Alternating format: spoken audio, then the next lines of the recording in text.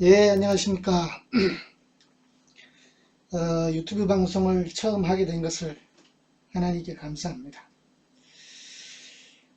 어, 많은 사람들에게 하나님이 저에게 알려주신 성경의 지식과 하나님이 내게 주신 말씀의 지식에 대한 은사를 여러분에게 나누고자 합니다. 아무튼 이 기계로 통해서 많은 사람들이 성경을 잘 알 수 있는 계기가 되기를 바랍니다. 오늘 첫 번째 말씀은 누가복음 10장 25절에서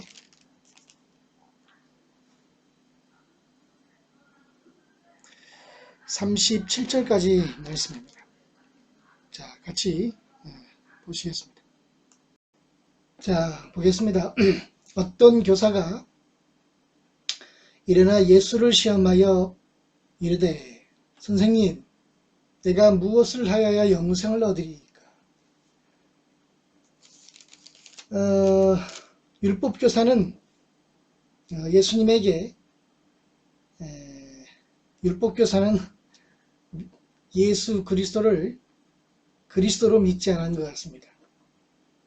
믿지 않았습니다. 그래서 선생님이라 했는 것 같습니다. 내가 율법교사가 무엇을 하여야 영생을 얻으리이까? 예수께서 이르시되 율법에 무엇이라 기록되었으며 내가 어떻게 읽느냐? 우리는 율법이라 여기서 율법이라 했는데 어떤 율법 교사가 예수님을 시험했습니다. 이거는 예수님을 시험했습니다. 그래서 말하기를 선생님 시험했다는 얘기는 물론 이제 예수님을 믿지 않았겠죠. 그 증거로 선생님 했죠. 아니었으면 주여 했겠죠. 예수님을 믿었으면 주여 했을 것입니다. 선생님 내가 무엇을 하여야 영생을 얻으리이까? 예수께서 이르시되 율법에 무엇이라 기록되었으며 내가 어떻게 읽느냐? 대답하여 예수께서 말씀하셨습니다. 내 마음을 다하며 목숨을 다하며 힘을 다하며 뜻을 다하여 주 너희 하나님을 사랑하고 또 네 이웃을 내 몸같이 사랑하라 하셨나이다. 그러자 예수님께서 말씀하셨습니다. 내 대답이 옳도다. 이를 행하라. 그리하면 살리라. 구약 율법대로 구약 그 신명기에 있죠. 이 신명기에 나와 있는 내 마음을 다하며 목숨을 다하며 힘을 다하여 뜻을 다하고 주 너희 하나님을 사랑하고 또 내 이웃을 내 몸같이 사랑하라 정확하게 말씀했습니다. 예수께서 옳도다 이를 행하라 그리하면 살리라. 그래서 그 사람은 자기의 옳게 보이려고 예수께 여짜오되 그러면 내 이웃이 누굽니까? 그러자 예수께서 대답하셨습니다. 어떤 사람이 예루살렘에서 여리고로 내려가다가 강도를 만나는데 강도들이 그 사람의 옷을 벗기고 때려 거의 죽은 것을 버리고 갔습니다. 마침 한 제사장이 그 길로 내려가다가 그를 보고 피하여 지나가고 이래서는 안 되죠. 어려운 사람을 보면 그 사람의 그것을 책임을 지고 그 사람을 도와야 하는 것이 율법에 나와 있는 건데 여기서 마침내 한 제사장이 그 길로 내려가다가 그 강도당한 자를 보고 피하여 지나가고 이렇게 했죠. 이사야 58장 7절에 보면 이사야 58장 7절 8절 이렇게 보면 이거는 하나님이 기뻐하시는 금식을 얘기하면서 또 줄인 자에게 양식을 나누어 주며 요리하는 빈민의 집에 들이며 헐벗은 자를 보면 입히며 또 내 골육을 피하여 스스로 숨지 아니하는 것이 아니겠느냐 이렇게 말씀하시죠. 그리하면 내 빛이 새벽같이 비칠 것이요 내 치유가 급속할 것이며 그래서 이 피하면 안 된다고 나왔죠. 내 골육을 피하여 스스로 숨지 아니하는 것이 아니겠느냐 이렇게 나왔습니다. 근데 한 제사장이 그 길로 내려가다가 그 강도당한 자를 보고 피하여 지나갔습니다. 또 이와 같이 한 레위인이 그곳에 이르러 그를 보고 강도당한 사람을 보고 피하여 지나갔습니다. 이 레위인도 하나님을 믿는 백성으로서 지나갔습니다. 그런데 어떤 사마리아 사람은 여행하는 중에 거기 이르러 그 강도당한 자를 보고 불쌍히 여겨, 여기서 중요합니다. 불쌍히 여겼습니다. 이 하나님을 믿고 예수 믿는 사람들은 어려움을 당한 사람들을 보고 불쌍히 여겨야 합니다. 가까이 가서 기름과 포도주를 상처에 붓고 기름과 포도주를 상처에 붓고 이 기름과 포도주가 어떤 치료에 효과가 있는 것은 아닙니다. 민간요법이겠죠, 그 당시에. 그러나 이제 우리가 추측해 볼 수 있는 것은 기름과 포도주를 그 당시에 신약 성경에도 보면은 기름과 포도주를 바르고 기름을 바르고 병든 자를 치료하는 모습을 볼 수 있었습니다. 이것이 뭐 어떤 의학적으로 크게 뭐 효능이 있어서 그런 게 아니라 그 당시에 민간요법이었던 것 같습니다. 이 포도주는 알코올이기 때문에 좀 상처에 좀 도움이 되지는 않을까 생각합니다만은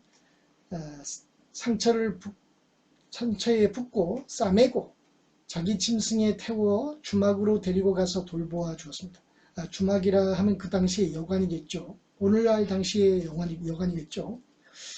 그 이튿날 그가 사마리아 사람이 주막 주인에게 데나리온 2를 내어주며 이르되 이 사람을 돌보아 주라. 비용이 더 들면 내가 돌아올 때에 갚으리라 하였으니 내 생각에는 즉 내라는 것은 율법 교사의 생각이겠죠. 이 세 사람 중에 누가 강도 만난 자의 이웃이라겠느냐. 이르되 자비를 베푸는 자이다. 예수께서 이르시되 가서 너도 이와 같이 하라. 여기서 보면은 29절 그 사람이 자기를 옳게 보이려고 예수께 여짜오 이르되 내 이웃이 누굽니까? 즉 내 이웃이 누굽니까? 율법 교사의 이웃이 누굽니까? 라고 말했지만 본인은 그렇게 말했지만 예수님은 이 세 사람 중에 제사장, 레위인, 사마리아인 어떤 사마리아 사람 중에 누가 강도당한 자의 이웃이 되겠느냐. 그러니까 자기의 이웃이 율법교사의 이웃이 아니라 그 강도당한 자의 이웃이 누구겠느냐. 이 말은 자기 입장에서 이웃이 아니라 그 강도당한 자의 이웃이 누구겠느냐. 상대편에 어려움을 당한 자, 강도를 당한 자와 같이 어려운 환경과 여건에 있는 자의 이웃은 누구겠느냐라고 예수님은 물으신 것입니다. 이것은 우리가 항상 우리는 내 이웃은 누굴까라고 하지 말고 그 상대편의 이웃은 누구일까라고 생각해야 됩니다. 특히 강도당한 자와 같이 어려운 입장에 있는 사람들의 이웃이 되려고 해야 합니다. 그래서 자비를 베푼 자입니다. 예수께서 이르시되 가서 너도 이와 같이 하라. 가서 너도 너랑이 누굽니까? 율법교사입니다. 율법교사와 같이 가서 너도 율법교사도 이와 같이 행하라. 그런데 오늘날 여기에서 어떤 분들은 사마리아 사람을 그리스도라고 말합니다. 그러나 그것은 합당한 해석이 아닙니다. 왜냐하면 여기서 내 이웃을 어떻게 해야 영생을 얻었습니까? 영생을 얻는 주체가 누굽니까? 그죠? 예수를 믿는 사람이겠죠. 그리고 율법교사가 그것을 물었으니까 율법교사이겠죠. 영생을 얻을 대상. 그러면 영생을 얻는 대상이 율법교사인데 율법교사가 물었으니까 영생을 어떻게 해야 들어갑니까? 하니까 그래서 마음을 다하고 목숨을 다하고 힘을 다하고 뜻을 다하여 주 너희 하나님을 사랑하고 내 이웃을 내 몸같이 사랑해야 할 사람은 누굽니까? 율법교사이죠. 또 우리를 대입할 수 있죠.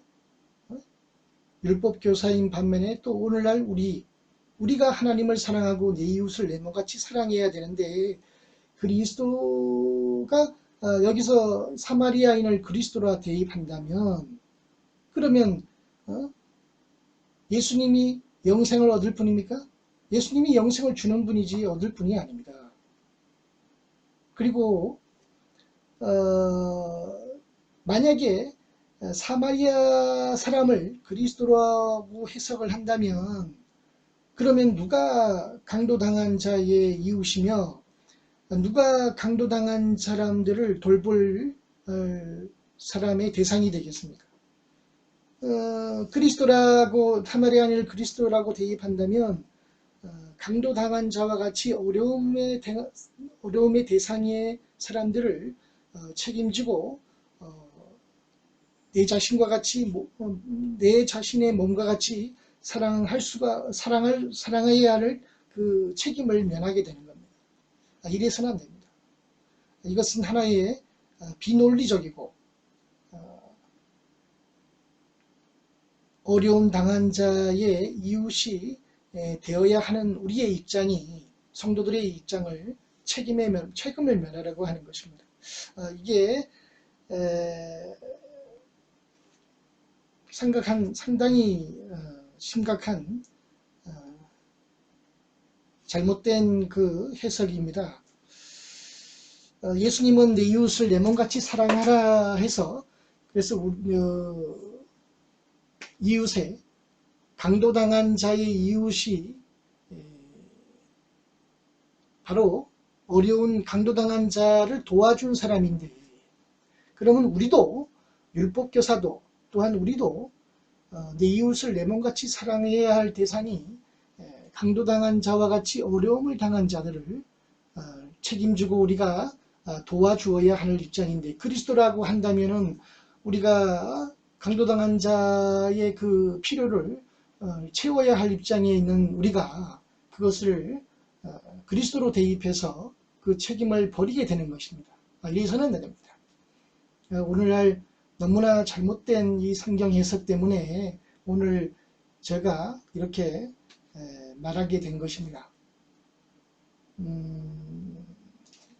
예수님은 마태복음 25장에 오른쪽에 있는 자들, 왼쪽에 있는 자들을 해서 오른쪽에 있는 자를 의를 행하는 자리라고 했고 왼쪽에 있는 자는 의를 행하지 않는 자로서 마땅히 그 의를 행하지 않고 불의를 행한 것에 대한 벌을 받게 되는 부분이 나옵니다. 그래서 이 의를 오른쪽에 있는 사람들이 묻습니다. 언제 우리가 주님을 줄였을 때에 목말랐을 때에 줄일 때에 먹을 것을 주었고 목마를 때에 물을 마시게 했고 병든 자를 돌아보고 또 나그네를 영접하고 감옥에 갇힌 자를 돌보았습니까? 라고 막 질문을 했을 때 예수님은 이 지극히 작은 자 형제에게, 너희 형제라고 한 것은 믿는 자들을 얘기한 겁니다. 믿는 자들 중에 배고프고 또 목마르고 또 헐벗고 또 나그네를 영접하고 나그네 된 형제를 영접하고 또 병든 자를 돌아보고 감옥에 갇힌 자를 돌보아야 하는데 그렇게 하지 못한 부분을 지적을 했죠. 그래서 지극히 작은 형제에게 하지 않은 것이 예수님에게 한 것이 예수님에게 하지 않은 것입니다. 그래서 우리에게 이와 같이 어려움에 있는 자들을 돌보아야 할 사람들의 대상은 바로 성도들입니다. 그런데 여기 사마리아인을 그리스도로 대입을 한다면 어려움을 당한 자들의 우리가 필요를 돌보아야 할 책임이 있는 사람들이 그리스도로 대입을 해서 그 책임을 면하게 되는 것입니다. 그래서는 안 됩니다. 성경에는 많은 사람들 중에 이 강도당한 자와 같이 어려움에 처한 사람들을 도와준 사람들이 많습니다. 이 사마리아인 같이 선을 행한 사람들이 많았습니다. 그래서 예수님이 서기관과 바리새인들보다 더 나은 의를 행하지 않으면 결코 천국에 들어갈 수 없다 했습니다. 우리의 착한 행실을 보고 하나님께 영광을 돌리라 했습니다. 그래서 우리가 하나님을 사랑하고 내 이웃을 내 몸같이 사랑해야 할 사람은 누구입니까? 바로 예수 믿는 선한 사마리아 같이 바로 우리가 선한 사마리아 같이 그 역할을 해야 됩니다. 그리고 이 주 하나님을 사랑하고 내 이웃을 내 몸같이 사랑해야 할 사람들은 우리 성도들인데 그것을 그리스도로 대입한다면 어떻게 되겠습니까?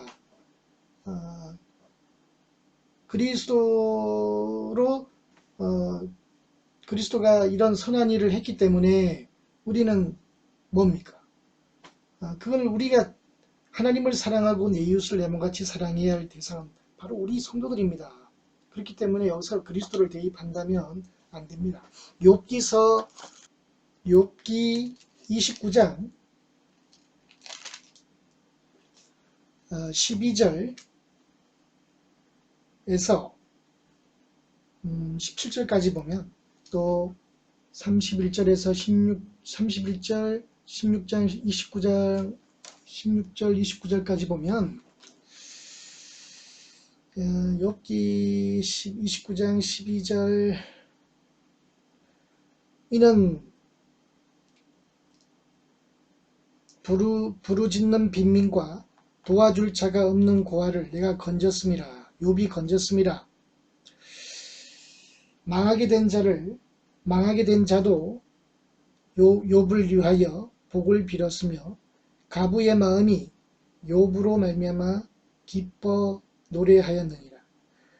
내가 즉 욥이 의를 옷으로 삼아 입었으며 욥의 정의는 겉옷과 모자를 삼았느니라. 욥은 맹인의 눈이 되고 다리 저는 사람의 발도 되고 빈궁한 자의 아버지도 되며 내가 즉 욥이 모르는 사람의 송사를 돌보아 주었으며 불의한 자의 턱뼈를 부수고 노획한 물건을 그 이 사이에서 빼앗았느니라.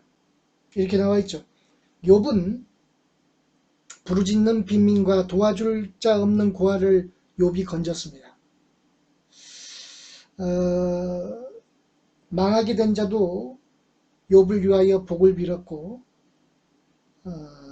가부의 마음이 욥으로 인해 기뻐 노래했습니다. 그냥 가부를 도왔기 때문에 가부가 기뻐하고 노래했다는 것입니다. 욥이 의를 옷으로 삼아 입었으며 욥의 정의는 겉옷과 모자 같았습니다. 욥은 맹인의 눈이 되고 즉 맹인의 눈이 됐다는 얘기가 뭡니까? 욥이 맹인의 눈이 되어서 도와주었다는 것이고, 다리 저는 사람의 발도 되었습니다. 다리 저는 사람들을 도와줬다는 얘기입니다. 불의한 자의 턱뼈를 부수고 노획한 물건을 그 이사에서 빼앗았습니다. 불의한 자의 턱뼈를 부쉈다. 즉 불의한 사람의 턱뼈를 부수고, 불의한 사람을 턱뼈를 부수고, 그러니까 불의한 사람에 대응했다는 거죠. 맞섰다는 거죠. 피하지 않고 노획한 물건을 그 이사에서 빼앗았습니다. 그러니까 노획한 물건, 강제로 빼앗은 그 물건을 다시 빼앗았어요. 욥이 스스로 말하기를 나는 보금자리를 숨으며, 이거는 됐고요. 그 다음에 31장 욥기 31장 16절, 욥이 언제, 내가라는 건 욥이 언제 가난한 자의 소원을 막았거나 가부의 눈으로 하여금 실망하게 하였던가. 그렇게 하지 않았다는 거죠. 욥은 가난한 자의 소원을 막지 않았습니다. 가부의 눈으로 하여금 실망하게 하지 않았습니다. 나만 혼자, 욥만 혼자 욥의 떡덩이를 먹고 고아에게 그 조각을 먹이지 아니하였던가. 즉 욥은 혼자 떡덩이를 먹지 않고 고아에게 그 조각을 먹였다는 것입니다. 실상은 욥이 젊었을 때처럼 고아 기르기를 그의 아비처럼 하였으며, 즉 고아를 아비처럼, 자기 아버지처럼 길렀다는 것이고, 욥이 어렸을 때부터 가부를 인도하였다 나왔습니다.